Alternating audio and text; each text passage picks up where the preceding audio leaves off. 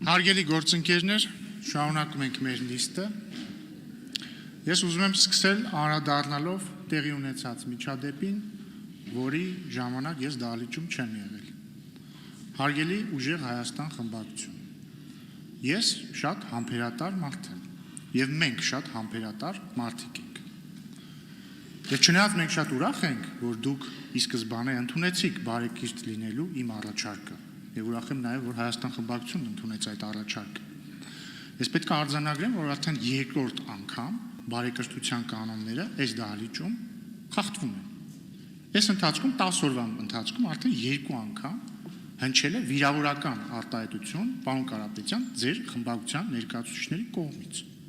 Մեկ անձամբ ձեր կողմից, մյուսը Էդգար Ղազարյանի կողմից։ Ես ելի եմ կրկնում, մենք շատ համբերատար մարդիկ ենք, բայց մենք ունենք պրոբլեմ։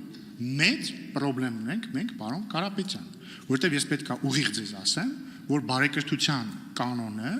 կամ բարեկրթության շուրջ ձեռք բերված մեր պայմանավորվածությունը քանդման եզրին է, ինչպես նաև քանդման եզրին է պարոն Էդգար Ղազարյանի այս դահլիճում գտնվելու հարմարավետ պայմանների ապահովման գործընթացը։ Ես հուսով եմ դուք ճիշտ եք հասկանում։ Էդգար Ղազարյանը եւ իր պահվածքը մեծագույն խնդրեմ են այս դահլիճում եւ ընդհանրապես ես վստահ չեմ կարող Էդգար Ղազարյանը ի սկզբանե է խնդրեմ եղել այս կյանքում, բայց պարոն Կարապետյան, ես ակնկալում եմ ձեզնից, որ Էդգար Ղազարյանը պետքա գա եւ ներողություն խնդրի իր անդաստիարակ արտահայտության համար։ Եթե ասելիք ունեք, խնդրեմ։ Պարոն Ռուբինյան, երկու դեպքերը համեմատելը կարծում եմ տեղին չէր, բայց ձեր մտահոգությունը երկրորդ դեպքի հետ կապված, քանի որ առաջի դեպքը լուծված դեպք էր եւ նաեւ մենք գիտենք թե ինչ նախադրյալներով դա եղավ, կխնդրեի երկու դեպքերը չհամեմատել։ Երկրորդ բանը համբերատարության հետ կապված, բոլորս համբերատար ենք, բոլորս գիտենք, որ չենք ուզում մեր հասարակության աչքին ցույց տանք այն, ինչ որ հետո կամա չենք դրանից։ Ինչ վերաբերում է պարոն Ղազարյանի ասացին, որպեսզի լինենք արդար, ես ինչ որ չափով կիսում եմ, մեր խմբակցությունը կիսում է գործընկերների մտահոգությունը